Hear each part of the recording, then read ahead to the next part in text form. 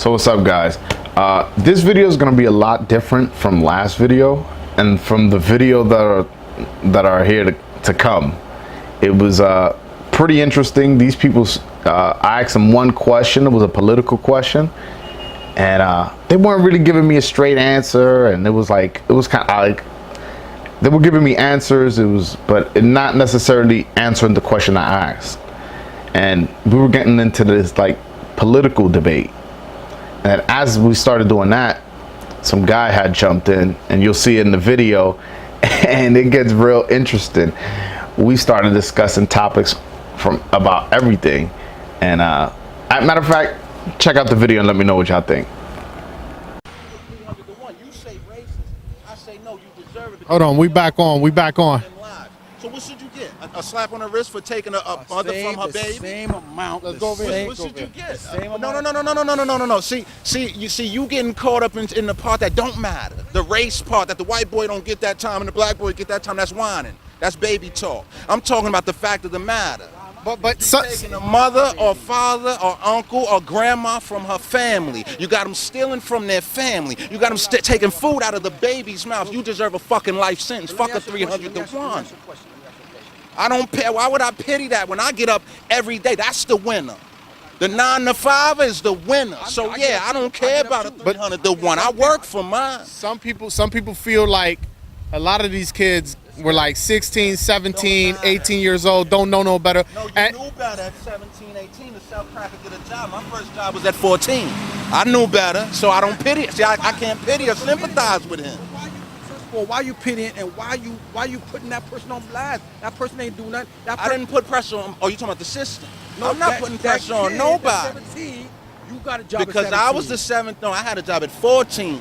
I was that same 14-year-old that could have chose to get some crack, but I didn't. I went to the youth program and got a job. That's why I don't sympathize with the one who chose. Listen to the key word: chose to sell crack. Listen to the key word. Chose. So whatever you about to say, the key word is chose, made a decision to sell crack. Let me ask you a question. Sympathy for who? Let me ask you a question. It's in my neighborhood to begin with. Does that mean I have to touch it? What you from Harlem? I ask you. Yeah, you from Harlem, all right. The liquor store is on the block, but I know plenty of people who don't drink. All right, so what the crack? I do. You had to sell crack? See what I'm saying? Listen, in our neighborhoods and neighborhoods where we come from, at that time specifically, was very, very poor, and a lot of times. So a lot of people, they went that route to feed their families, and unfortunately, a lot of these kids were 16, 17, 18, 19, young guys trying to make money for their family, and unfortunately hurt others. But I'm sorry, but they call them crimes of necessity. I don't really do this, but I gotta eat. My baby gotta eat. I don't really have no other way of doing it. So what am I gonna do? You know what? Time out. Go ahead. That situation hires a lot of pistoliers. Drugs in our community where we can't find nothing down there or where you at, they'll hire me. They'll give me a little shot. You know what I'm trying to say? So, I mean, at the end of the day, we have to make, it's in our position, we have to make the decision in the first place. But if it wasn't here in the first place, then maybe I wouldn't have to make that decision. Maybe. But why are they here in the first place? Why are they here? Why? Okay. To speak crack, I'll give you the 80. And also, what cocaine was brought in, what we spoke about by the government. So don't they have? How come Reagan didn't get 300 to 1? But this is no. Of course. Who you talking about? Reagan. Who was that? Reagan was responsible. Wait. Okay. Oliver North, Contra, the Sandinistas. Yeah, that's exactly what we're talking about. We on point. We on point over here. So keep it. Reagan he's just a dynamic. I'm hearing everything. He's just a dynamic because when you talk military, a lot of times the motherfuckers don't even be involved. Like Frank McNamara with Kennedy. What's his name? Donald Rumsfeld with George Bush. I'm not too familiar with that one. They was running that shit. Listen. I'm hearing. Right, Reagan is bringing it in. This goes back to my point. He's not going to get the stiff penalty for bringing it in. the stiff penalty in the belt is gonna be brought to the children who have no business dabbling in that matter.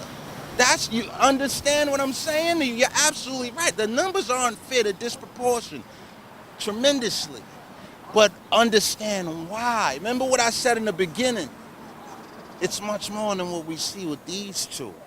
There's a reason why our community gets the harshest punishments, because we have no business. Money, you know what the root is? You know what the root is? See, these are excuses. See, that's the problem with our people. I know what you're talking about. You saying that You're not. He who hath an ear, let him hear. You're He who hath the ear, let him hear.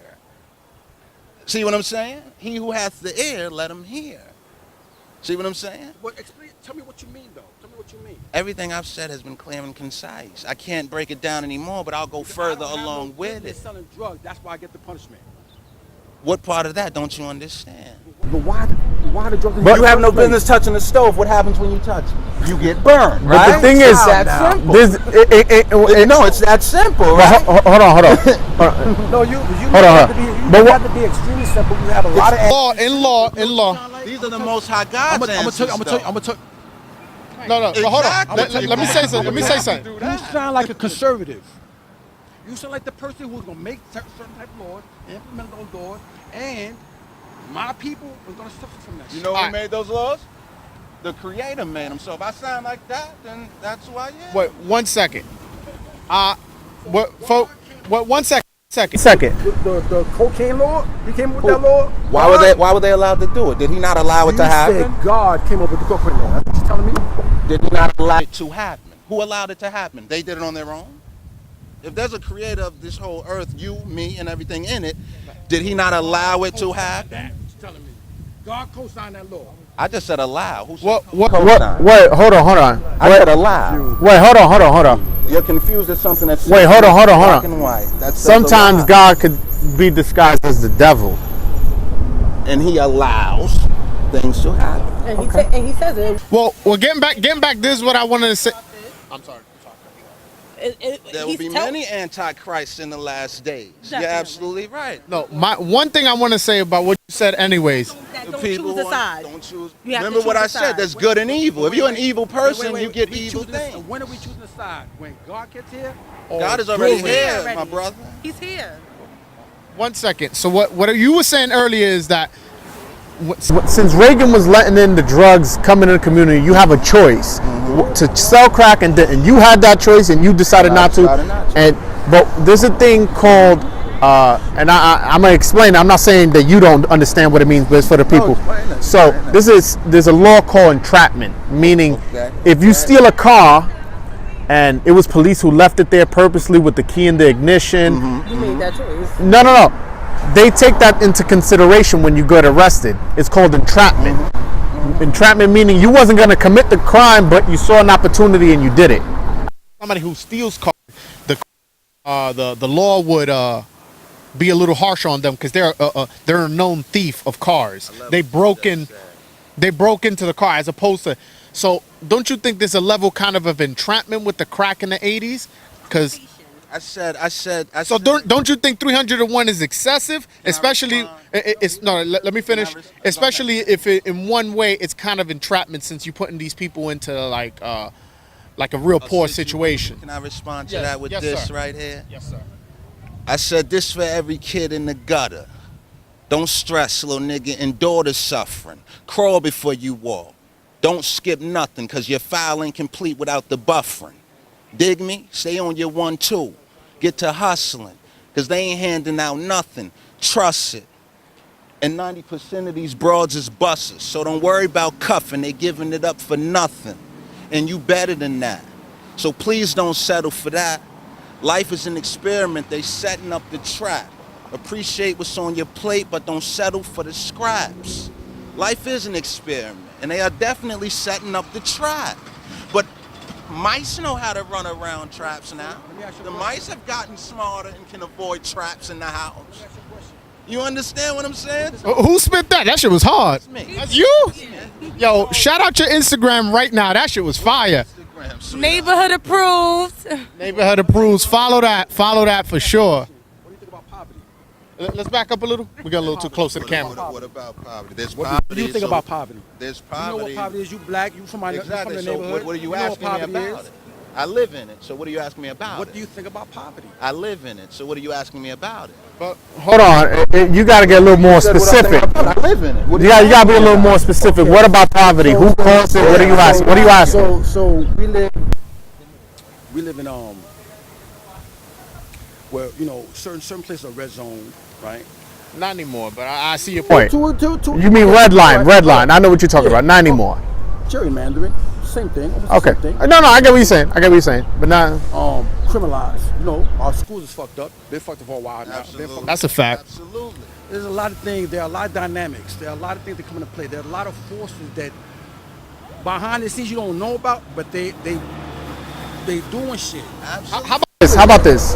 I'm gonna play a little bit of devil advocate. I'm gonna go on his side a little bit. I've been on you a little bit. So how about a city like Baltimore, where it has a black mayor, black police chief, black, I believe senator is I don't know if the senator is black, but black mayor, black police chief. The residents are mostly black, and so it's pretty much dominated by black people, and that city seems to have a lot of problems, and it doesn't have a lot of white people in it, and it doesn't have a lot of white people in charge. Why do you see that city specifically having trouble when it's dominated by its own people, and it's not something where systematic things I can don't be know too much pushed? about Baltimore, but I do know the Wire, the Corner, that kind of stuff. No, but that's my point. But what I'm trying to say is there's Camden, New Jersey, places like that. Newark, New Jersey, places like that. I'm not speaking on I'm speaking on specifically Baltimore, which has a lot of black leadership on top. Why is there a lot of poverty in that city, and that city has a lot of black people and is governed by black people? It could be institutional. It could be an institutional thing, man. But they run the institutions. The mayor, the police chief, that doesn't mean nothing. the residents, the people who vote. You have to be of a certain type of people. If you're not of that, if you get sucked into politics, you get the money and all that. Corruption. I'm pretty sure there's a lot of corruption in Baltimore. Is there corruption in Baltimore? I'm not too familiar with that, to be honest with you. Okay, so I'm assuming. Well, you assuming there's corruption because they black? Well, what's up? What's going on over here? I'm just saying that at the end of the day, if that's the situation, why is it still going on? I mean, I don't know why it's still going on, but I mean, I can tell you, could be they're not really trying to do something for the people. So when do the people do something for the people? That's what. Yeah, that's because believe it or not, you see this right here? Here got one of these. Everybody here. This video right here is gonna go on YouTube, and it's from my pocket. I bought the camera, I bought the mic, and I paid my train. I ain't hopped the train. I came to Harlem, and I'm interviewing people, and that's free will. Everybody here has a phone. You can make money off videos now. A lot of people don't know that, and they don't care if I'm black, white. If only black people see this right here, I'm gonna get green money. If only white people see this, I'm gonna still get green money. If half black, half white, I'm gonna get green money. So the world's changed now with this internet. The internet, man. I could sell T-shirts on eBay. YouTube changed there. How you make money also. I don't know if you know. Yeah, it is true. That is true. So, But what I'm saying is the internet has created a situation where we don't got an excuse. We don't got an excuse. If I right now, and I'm gonna be honest, but I'm making it happen with this right here. You know what I'm saying? So maybe we should stop looking for excuses and start looking for solutions. Stop looking for people to help us and help ourselves. That's why I say change the policy. But I do think Trump is. I don't mess with that dude. Had to throw the jab. I don't mess with him. It's one I don't thing mess with that him. happened when he was running for president. Like a group of girls that I was hanging out with. I'm the only person, me and my husband, only two people that was Trump behind, supporters. Yeah, and because he tells the truth, and We covered it. We covered it. We covered no it. more laziness. We covered it. He's We nipping covered the laziness in the butt because you want to know what everybody's excuse was. Oh, we don't like Trump because he's going to take us off of welfare. Because you need to get up and go to work. He's the face. You need to get up and go to work. It's not. I feel like if you're working and you still need that help from welfare or food stamps, then that's cool. But if you're not doing anything at home, it's time for you to go get a job and get off of welfare. I agree. Like, That's what everybody. that's my tax money. Right. the black community, that was everybody's biggest complaint, the welfare. He's going to take us off of welfare, as he should. As he should. I don't know. I can't. I just heard build a wall, man. I can't Come afford, in the right way. I can't. What's wrong with coming Legal immigration. the right way? I mean, we have to abide by the laws. We have to abide by. I have to obey the laws of the land. You can't come from the outside already. How do you enter the country disobeying the law of the land? What are you going to do when you get here? A lot of people feel that. In the right way. No. I was about to say them white people came in here. You know, They came in here killing and still killing. slaying. Numb, but the countless Italian families who moved over here the right way. The Jamaican. You have What about the Italian Italians? friends. What about the Italians? You got good and bad Italians. You got good and bad. blacks. Thank you. Thank you. Okay, fine. Thank you. At the end of the day, I can't. You come from another country, don't come in here. No, he's not saying that though. He's saying come in legally. No, come in legally. And even if you are But here you had- illegally, I remember Obama was saying he was giving people a chance to. Dreamer Act. Yeah, so I like that. I like Like that. if you in here, you a straight And A student. Yeah, and you're and doing you- what you're and supposed you- to do. all right. Cool, but the people that came here illegal and want to do weren't. No, well I agree. Anybody who's doing crime, I don't want them. I don't want them out. But that. But they say we from Africa, right? Of course. So why when blacks commit a crime, why we not getting deported back to Africa? Well, 'cause but we from there. We supposedly from Africa. well, Exactly. So and even if I had to go back to Africa, I wouldn't know who to mess with. Now, if I was consider Puerto yourself Rican, African American? no. What he's saying is there's no way to send him in Africa because he's not from necessarily Africa. He's from African descent. But he don't know nobody. He don't know the family, the language, the culture. I go to Puerto Rico. Everybody in I go to Puerto America Rico. needs to start considering themselves American. No matter what color. How about we start What, considering how about this? American? How about this? When you see somebody walk up and down the block, do you see, oh, that's a white guy, that's a black guy, that's a Hispanic guy, Puerto Rican? Fellow American. That's it. An American. I was ignorant Before to in the see past. race, before and colors of skin and the way you talk. Now we're in America. We fly that flag. We are Americans. We are Americans. And the minute we start taking pride in being Americans, that's when we'll make America great again. Oh man, we ended on that note, man. Yo, we hold on. We having a deep conversation over here in Harlem, man. Not a lot of people do this. A lot of people. Hold on one second. Not a lot of people do this. I came out here 153rd and Broadway, man. I had the conversation with these great people, man. A lot of people weren't stopping for me. These people were like, I ain't even have to ask them. They came up to me. They were like, yo, what you doing? You interviewing? Boom. So, Anytime you see someone doing something, you have to support it. man, So I if you appreciate show it. With the camera, you're doing something, and it's something positive. You understand? You're making an effort. We have to support it. We give time to nonsense all day, every day. I appreciate that, man. Understand? And you keep going. We was happy when we saw you. I definitely. Absolutely. All right, man. Well, thanks so much. I'm leaving this a little jilted, a little Don't jaded. forget to check out Neighborhood Approved on Instagram. Love Thy Neighbors coming soon. Neighborhood RIB, we checking out. All right, peace. Oh, and check out 13th Ava DuVernay. Check out Tim Weiss, White Like Me. Check out the other kid, Whitewashed. Check out the book by Ta-Nehisi Coates, Between the World and Me.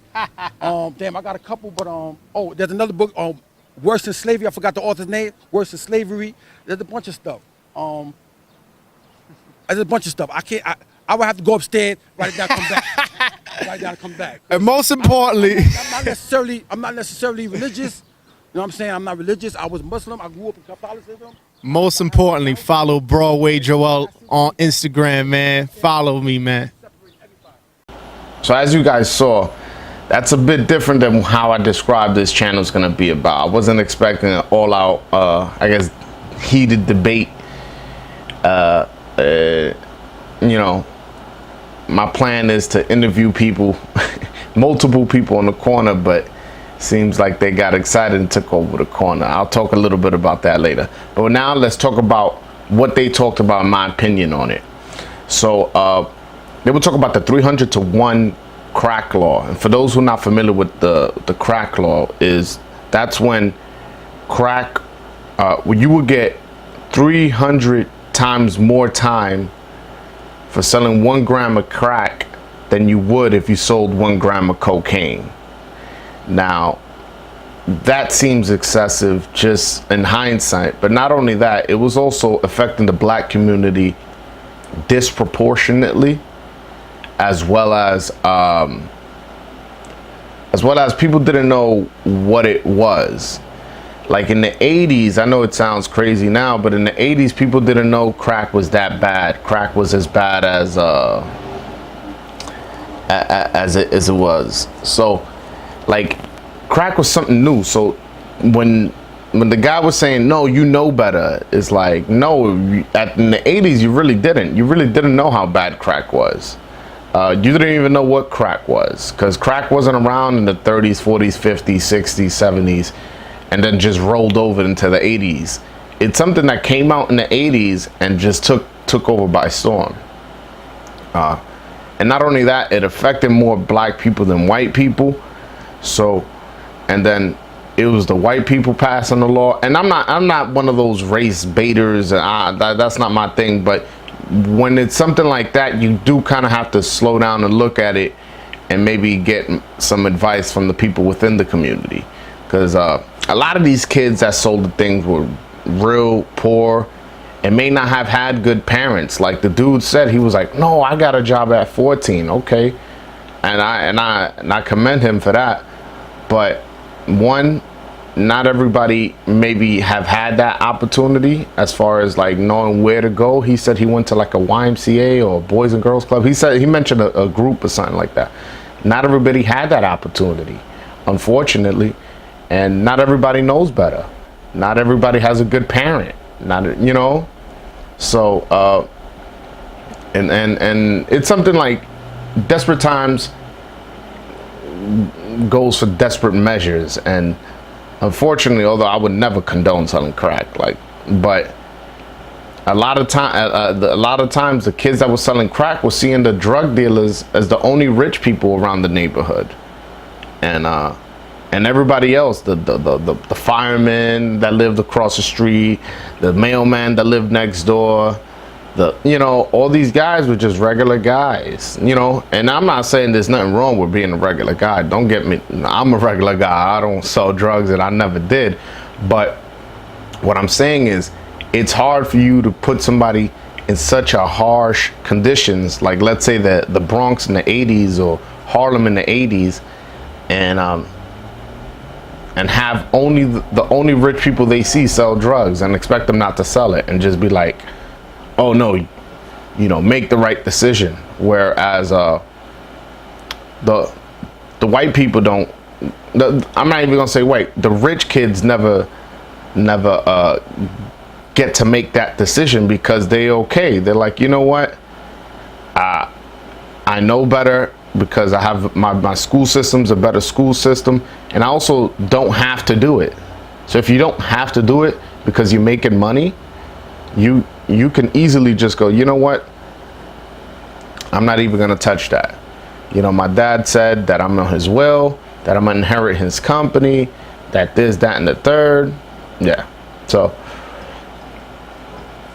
but another thing is that we was discussing it that I really didn't get too deep in, but allegedly Reagan was allowing the cocaine come into the country by the Nicaraguans.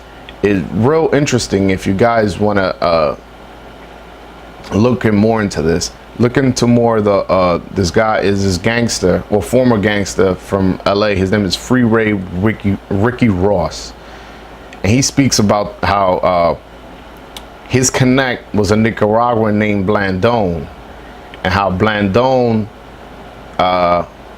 was somehow connected through Reagan, and something with the Sandinistas and the Contras, and how they were against communists, and how basically Reagan supported them at no end. And anytime Blandon would get arrested, he seemed to get out somehow, and it was due to something political that they had. Yeah. So one thing that was pretty funny during the interview is I really couldn't get a word in. There was times where I was like, oh wait, hold on, let me say and they would cut me off, which was pretty funny and annoying at the same time. They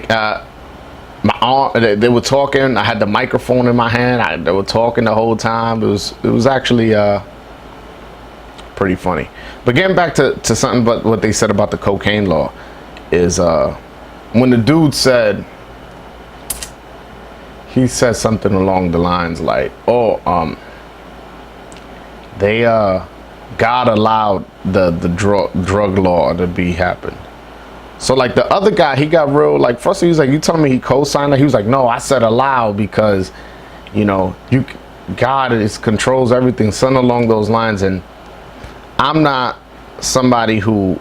a deeply religious person. I do believe in God, but I also believe in the free will. A funny comparison, I guess, would be like, if you ever seen Bruce Almighty, the movie, where the guy's given, God gives Jim Carrey's character, Bruce, all the power, but he just tells him, one thing you can't control is free will. So, and free will was that cocaine law. That God had nothing to do with that. If anything, the devil did. Again, I'm not a real deep religious person, but I'm just looking at it from a way like this, because there's kids in jail right now for life that got arrested at 16, 17 for selling crack, maybe the first or second time in their life, not knowing the severity of the law at the time, because it wasn't like, you know, this was something, you know, at 17, 16, you just don't know better. And the dude says you do know better. I disagree. You don't know better. I remember doing stuff at 17 where I look back and I'm like, oh my God, like, and it's just like, that's just how life is. But yeah. So another thing that came up was how the government doesn't do nothing for black people, for this, for that. And one thing is, I understand there's definitely, and it's something we got into a little bit. The interview was actually a real long interview. I had to edit it profusely because I asked a couple of questions. They really weren't giving me an answer. They were getting political and stuff like that. Then the guy got involved, and then they started debating. My camera ran out of tape. I had to go. That's why I had to go and insert another card or whatever. That's why you see me at one point. I go at the beginning of the video. I go, "Oh, we back, and that's because that my tape ran out the first time, and it was something so like it was a little frustrating because I kind of wanted them off the corner at some point. Because again, as you guys know, my goal is to interview people, ask one question, interview another person, ask one question, interview another person. But they actually, even after I turned off the camera, they were arguing on the corner, and I was just, how do you tell somebody to move off the corner? I don't own the corner. So I was just like, oh man, I was like, it was a little awkward. And they were there, they were arguing, and it was pretty funny. But yeah. One of the last things I want to get into was they were talking about build a wall and how if immigrants come into this country illegally, how do you expect them to live legally if they're already coming in breaking the law? And although I do understand illegal immigration, how somebody can be against it, because there's like a line, you know, like let's just say if somebody's coming in illegally, they skip in the line to come in this country. And that, but it's kind of like similar to what the guy was saying about the crack cocaine law. He was saying, like with the crack cocaine law, he's like, it's a crime of necessity. He was like, people are poor, you know, That's something for necessity. That was a way of getting money, the quick and fast way. So in some kind of similar way, that's the way I look at illegal immigration. It's it's a crime of necessity, unfortunately, because there's a lot of jobs in the Midwest, in the deep South, even in California, where like Americans aren't willing to do, like pick cherries, pick oranges, strawberries, watermelons, lettuce, and all these kinds of fruits and vegetables, which seem easy to do, but are not when you're asked to do 500 a day. And the people who own these farms and stuff like that, they get to pay these illegals a lot of cheap labor. So if they were to pay an American those jobs, they would their products would have to increase in price. Therefore, for you to get a salad, for you to get an orange, it's going to cost a lot more.